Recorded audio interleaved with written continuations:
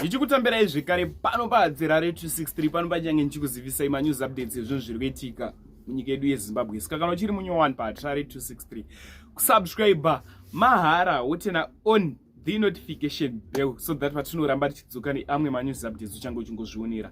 Malikes enyu akakosha zvikuru, kusubscribe kwakakosha zvikuru. Zvinobatsira kuti iwewe uzenge uchiwana manews updates ezvinhu zviri kuitika munyika yedu yeZimbabwe. Nguva nenguva, misi nemisi atiregere kuzivisa inyaya dzezvinhu zviri kuitika munyika yedu yeZimbabwe. Sekuziva kwamunozviita muri yeZimbabwe manews updates panapa tinoona kuti kamabatanidza tinenge tichiitira kuti muwane manews updates akati wandei pasi video. First update ivideo randa utanga ndakuzivisa randa utanga ndakuratidzai.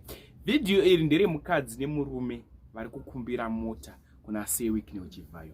Mukadzi nemurume ava ndi madungwe nemukadzi wake, madungwe nemukadzi wake apo pavari kubuda vachiti tikukumbira mota yebirthday remukadzi. Hanzi birthday remukadzi wangu remukadzi wamadungwe vari kukumbira kubva kuna sewik neuchivhayo. So zvanda kuita akada kusiya muchiona video iroro, wapedza kuona video nichadzoka futi ndichitsudzura imwe, usaskip this video nekuti maupdates asati apera. Saka ndo video yada kutanga da kuisira yota zvonofuka comment section. Ndatione video. Tunaitwa prophetess madungwe ndauya nechitemo changu na sewik neuchivhayo. Last year vakandivimbisa mota pabirthday rangu but havana kuzokwanisa kuzadzikisa but gore rino ndokukumbira kuti sei chingozadzikisai zvamakataura pabirthday rangu riko musi wa29 March.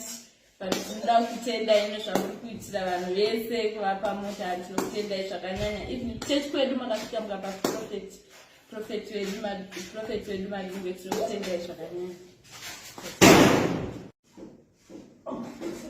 Hey, mama unaka prophetess awa ndidika prophetess vanochena na prophet vanochena ndidika birthday ravo tikurigadzirira 29 March aiwa toda zvombe. Yes, last year mota yakapotsa yauya but toda kuti ichiuya se ravape mota yavakambovimbisa last year aiwa sevedu tuzoti vachazviita because munhu ane mari vanotuka muchatuka zvenyu but so hatidzokeri kumashure. Ini zvatoda totoita zvatinoda kuti sei ndeve yedu vatikapiwa namari, saka tukirirai zvenyu but aiwa mota dzinotouya tichitodhiraivhai muchingotaura muri ikoko.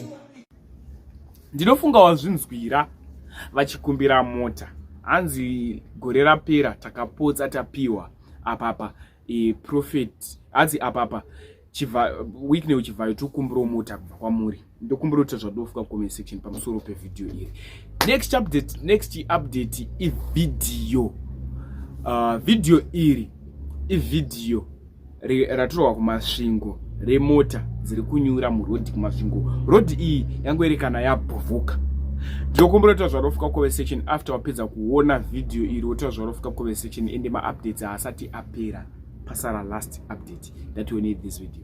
Pakaipa pana mota yanyura pana rodhi yadirika baba, rodhi yadirika pana muratidze nekune chinoita kudzirika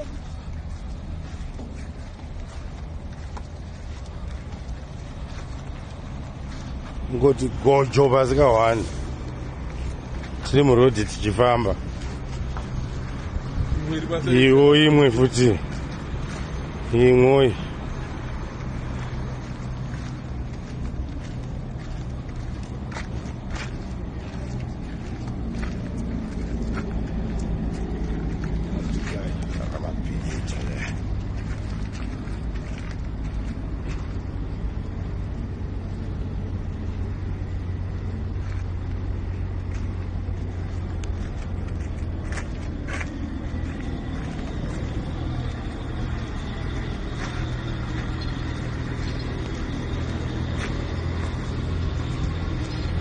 pasi pese imvura.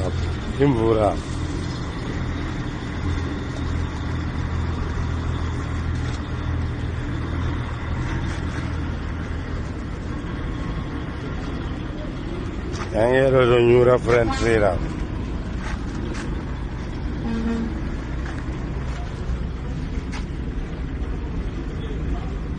Wira mugomba rangodirika, tara yangodirika. Next update ivideo Apostle Chiwenga wabuda pastreets social media vachikomenda mubhedha wemuzvipatara zvedu zvemunyika ino yeZimbabwe. Dakuti muone this video, wapedza kuona video utazoona kufika comment section. Ini saAdzirare ndafunga kukutizai tosangana zvekare munguva inotevera. The government has no substantive policy to ensure the safety of passengers on the roads.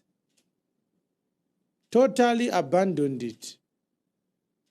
The operators are a law unto themselves. They have no one to answer to.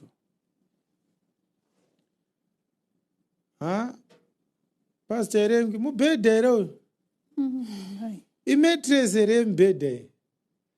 Mukati muda kudriver kwenda kuBeit Bridge, kana kwenda kuBulawayo, kana kwenda kwaMutare. Zivai kuti mukaita accident muri muroad, ndiwo mubhedha wakakumirirai muchipatara.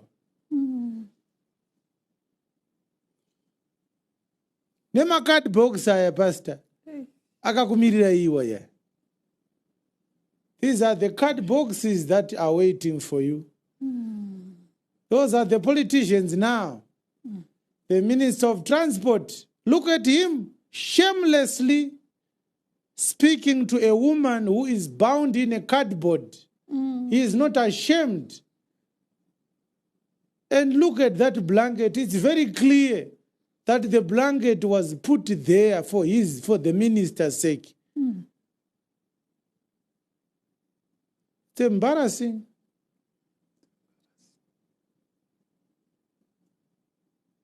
Pastor, zvinoita here kuti munhu ari muchipatara anga aine blanket rakanaka kudaro asi akasungwa necardboard? Zvinoita.